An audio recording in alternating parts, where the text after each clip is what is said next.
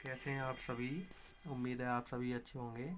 साथियों, हमने जो लेखपाल 2025 से संबंधित लास्ट वीडियो बनाई थी उसमें आपको ये बताया गया था कि आपकी जो लेखपाल भर्ती है उसका नोटिफिकेशन आयोग द्वारा बहुत जल्द जारी किया जाएगा। और उसमें ये भी क्लियर किया गया था कि आपकी जो इसका जो नोटिफिकेशन है जनवरी 2025 में ही जारी किया जा सकता है। तो बिल्कुल वही न्यूज़ आज के न्यूज़ पेपर में आई है। साथियों, क्या न्यूज़ है देखिए। लेखपाल के 7,994 पदों पर भर्ती का विज्ञापन जल्द। नए वर्ष में युवाओं के लिए रोजगार का पिटारा खुलेगा।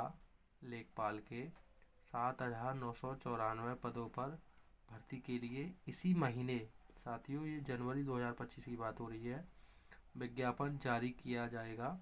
प्रारंभिक अर्हता परीक्षा पीईटी 2025 के आयोजन की भी तैयारियां तेज की जाएंगी। शुक्रवार को उत्तर प्रदेश अधीनस्थ सेवा चयन आयोग यूपी ट्रिपल एससी के नए अध्यक्ष एस.एन. सावत ने कार्यभार संभाल लिया। सावत डीजीसीबी सीआईडी के पद से बीते 31 दिसंबर को ही रिटायर हुए हैं। नई जिम्मेदारी संभालते ही उन्होंने आयोग के कार्यालय का निरीक्षण किया, यूपी ट्रिपल एससी के अधिकारियों के साथ बैठक कर आगे होने वाली भर्ती परीक्षाओं और जिन पदों के लिए विज्ञापन जारी होना है उनकी जानकारी भी ली। वहीं आयोग के 2 नए सदस्यों ने भी कार्यभार संभाल लिया है। इनमें सेवानिवृत्त आईपीएस अधिकारी सुभाष चंद्र बघेल के अलावा सुरेश चंद शामिल हैं। बैठक में आयोग के सचिव अवनीश सक्सेना व अब तक कार्यवाहक अध्यक्ष रहे ओम नारायण सिंह सहित अन्य अधिकारी भी मौजूद रहे। साथियों, जैसा कि हमने आपको बताया था कि आपकी जो भर्ती का नोटिफिकेशन है जनवरी में ही जारी होने की संभावना है, तो बिल्कुल ये बात अब क्लियर हो गई है। और साथियों, आपको एक बात और बताना चाहता हूँ, इसका नोटिफिकेशन आपको 20 जनवरी से पहले पहले देखने को मिल सकता है। साथियों, और साथ ही सोच रहे थे कि पीईटी 2025 का आयोजन 2024 में नहीं कराया गया है, 2024 का, तो हो सकता है आगे वाली भर्तियों में पीईटी का आयोजन ना कराया जाए और यूपी ट्रिपल एससी द्वारा पीईटी को समाप्त कर भर्तियों को सुचारू रूप से जैसे पहले होती थी उसी तरीके से कराया जाए। तो उनके लिए ये एक दुख की न्यूज़ है कि प्रारंभिक अर्हता परीक्षा पीईटी 2025 के आयोजन की भी तैयारियां बोर्ड करा रहा है। तो हो सकता है 1 से 2 महीने के अंदर पीईटी 2025 का भी नोटिफिकेशन आपको देखने को मिले। साथियों, एक और अच्छी न्यूज़ है कि इसके जो एक अध्यक्ष थे, अब तक इसके कोई परमानेंट अध्यक्ष नहीं थे और कार्यवाहक अध्यक्ष चल रहे थे जो ओम नारायण सिंह जी थे, और उनको हटाकर अब इसके नए अध्यक्ष, परमानेंट अध्यक्ष एस.एन. सावंत जी को बनाया गया है, जो कि इससे पहले सीबीसीआईडी के डीजी थे। 31 दिसंबर को ही वो रिटायर हुए हैं और अगले ही दिन 1 जनवरी को उन्हें आयोग का अध्यक्ष बनाया गया है।